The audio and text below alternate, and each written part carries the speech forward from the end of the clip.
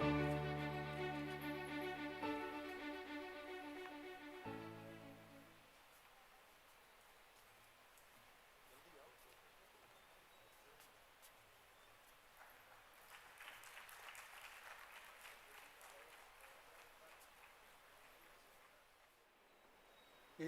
सभागार में महान योगी श्री उमेश नाथ जी, महान कर्मयोगी श्री सुरेश सोनी जी, महान प्रशासनिक योगी श्री मोहन यादव जी और बहुत सारे मेरे साथी अध्यापक, आज बहुत से पारितोषिकों के बाद ये पारितोषिक एक विशेष स्थान रखता है, क्योंकि कोई भी अवार्ड इस बात से ज़्यादा प्रभावित होता है कि किस मंच से दिया गया और किसने दिया।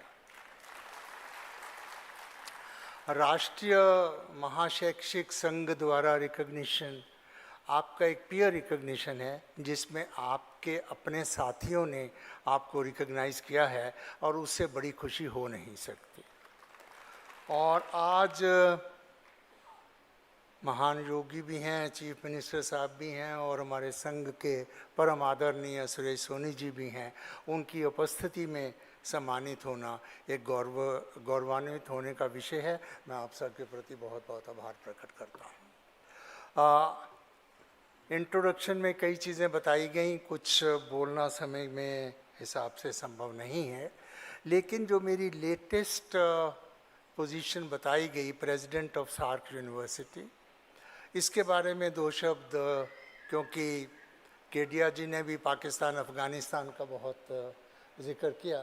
तो ये एक विश्वविद्यालय है जो विश्व में शायद एक इकलौता विश्वविद्यालय है जो 8 देशों द्वारा संचालित किया जाता है, 8 देशों द्वारा गवर्न किया जाता है, 8 देशों के बच्चे आते हैं और एक कोलैबोरेटिव रूप से चलता है।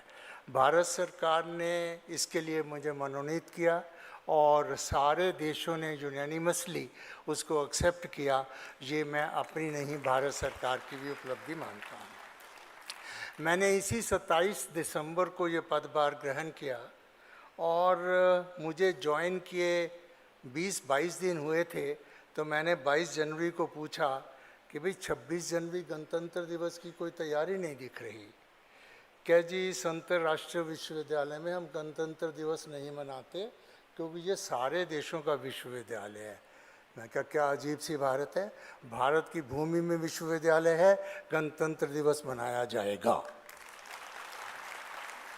और मैंने कहा ये जो हम गलित परिभाषा में इतने साल जिए हैं, सेकुलर का मतलब ये कभी नहीं कि किसी धर्म को नहीं मानो, सेकुलर का मतलब हमेशा था सभी धर्मों का आदर करो। तो हम सब देशों का आदर करेंगे, लेकिन इसलिए भारत का भी आदर ना करें, ये तो उल्टी गंगा है, ये नहीं होगा। तो मुझे बताया गया कि बाकी देशों के बच्चे ये करेंगे। मैं क्या, जो भी होगा देखा जाएगा, उसका संभाल लिया जाएगा, लेकिन गणतंत्र दिवस मनाया जाएगा। और वो मनाया गया, कोई विपरीत प्रतिकूल परिस्थिति नहीं पैदा हुई। दूसरे देशों को, बच्चों को भी मैंने आमंत्रित किया कि अपनी वेशभूषा में आइए, हमारे गणतंत्र दिवस समारोह में सम्मिलित होइए, क्योंकि भारत का हमेशा ये कल्चर रहा है कि सब आएँ। उसके बाद 15 अगस्त को भी ऐसे हुआ, हमने स्वतंत्रता दिवस मनाया। उससे हमारी थोड़ा सा और हौसला अफजाई हुई और इस साल 14 सितंबर को हमने हिंदी दिवस भी सार्क यूनिवर्सिटी में मना दिया। तो मेरा ये कहना है कि जब आपके मन में राष्ट्रीयता हो तो उसको ख़त्म करना भी उतना ही मुश्किल है जितना किसी गलत आदमी के मन में राष्ट्रीयता पैदा करना। लेकिन उसके साथ साथ मैंने सभी देशों के बच्चों को कहा, बच्चों, जिस भी देश के बच्चे अपना राष्ट्रीय दिवस मनाना चाहेंगे, मैं उनके साथ खड़ा होऊंगा। ये यूनिवर्सिटी सबकी साझी है।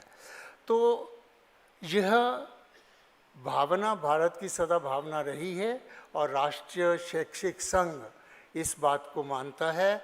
और मैं एक बात और एक सेंटेंस में कहूँगा, इस मंच से मुझे एक ही बात कहनी है, नेशनल एजुकेशन पॉलिसी में जो भी मैंने थोड़ा बहुत काम किया है माननीय सुरेश सोनी जी के आदेशानुसार, लेकिन एक बात मेरा एक सेंटेंस का मूल मंत्र है, जब तक अध्यापक शिक्षक एम्पावर नहीं होगा आप नेशनल एजुकेशन पॉलिसी को क्रियान्वित नहीं कर सकते। आप जितने मर्जी सर्कुलर इशू कर दीजिए, जितने मर्जी प्रशासनिक ऑर्डर इशू कर लीजिए, जब तक इस देश का हर शिक्षक, स्कूली शिक्षक से लेकर विश्वविद्यालय के शिक्षक तक एम्पावर्ड नहीं फील करेगा, इन्वॉल्व नहीं फील करेगा, इंगेज नहीं फील करेगा, ये शिक्षा नीति हम उस मुकाम तक नहीं ले जा पाएंगे।